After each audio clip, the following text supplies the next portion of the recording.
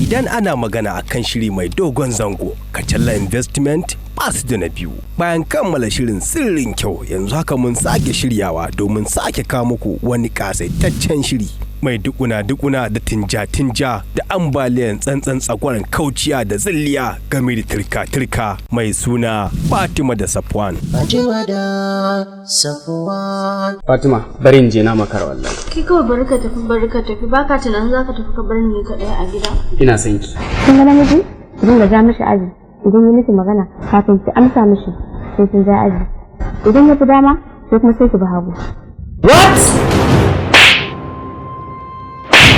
Mijina ne fa. Ni ma mijina ne. Na ce miki ki ta kan mijina.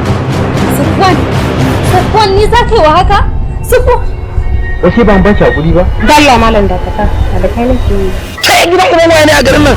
Ka gani ko har ƴan mashin ma sun san halinka. Dakata. Kai.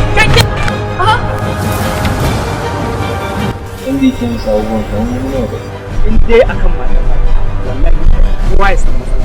Ya fada wa tarkon shedan, ya bi son zuciyarsa, a ƙarshe ya shiga tsaka mai wuya. Duk abin da ke gidan sarki idan ka je kasuwa ana sai da shi.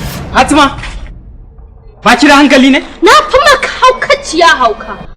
Haba ba. Jala yi min shiru munafikin banza munafikin yofi kai ba abokin ƙwarai bane. Shiga tsaka mai wuya.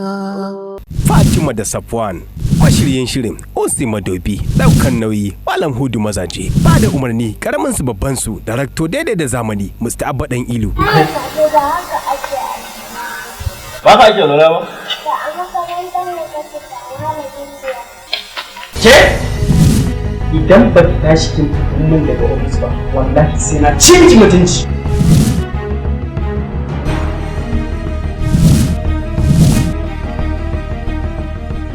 Za mu kawo muku wannan ƙayataccen shiri a tashar mu ta YouTube mai suna Osi Madobi.